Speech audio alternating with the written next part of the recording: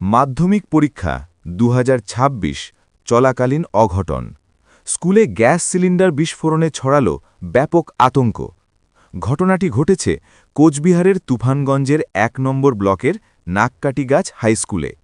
অল্পের জন্য রক্ষা পেল অন্তত ২০০ জন মাধ্যমিক পরীক্ষার্থী।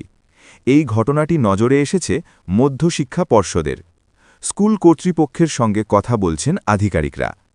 জানা গিয়েছে, সোমবার বেলার দিকে ওই স্কুলে মিড ডে মিল রান্না চলছিল। আচমকা গ্যাসের পাইপ লিক করে। তা থেকে আগুন গ্যাস সিলিন্ডারে লাগে। মুহূর্তের মধ্যে আগুনের গ্রাসে চলে যায় গোটা সিলিন্ডার। কোনো ক্রমে সিলিন্ডারটি উদ্ধার করে স্কুলের মাঠে ফেলে দেওয়া হয়।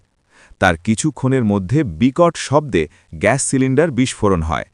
কেঁপে ওঠে স্কুল চত্বরসহ গোটা এলাকা। মাধ্যমিক পরীক্ষার্থীরা আতঙ্কিত হয়ে পড়েন। স্থানীয় বাসিন্দারা জড়ো হয়ে যান। স্কুল পড়ুয়াদের আশ্বস্ত করেন শিক্ষকরা। কোনো সমস্যা হবে না বলেই অভয়বাণী দেন শিক্ষকরা। তারপরই পরীক্ষা দিতে শুরু করে পড়ুয়ারা। এই ঘটনার খবর পৌঁছয় মধ্যশিক্ষা পর্ষদে। স্কুল কর্তৃপক্ষের সঙ্গে কথা বলেছেন আধিকারিকরাও। উল্লেখ্য, ২রা ফেব্রুয়ারি সোমবার থেকে শুরু হয়েছে এবছরের মাধ্যমিক পরীক্ষা। শেষ হবে ১২ তারিখ। পরীক্ষা শুরু হয় সকাল ১০:৪৫ থেকে, শেষ হয় দুপুর ২টোয়। মাধ্যমিক পরীক্ষায় যাতে পরীক্ষার্থীদের কোনো অসুবিধা না হয় সে ব্যবস্থা করেছে রাজ্য সরকার। যেহেতু সপ্তাহের কর্মব্যস্ত দিনগুলোয় এমনিতে পথঘাটে বেশ যানজট থাকে, তা এড়িয়ে সময়মতো পরীক্ষা কেন্দ্রে পৌঁছনো বেশ টেনশনের।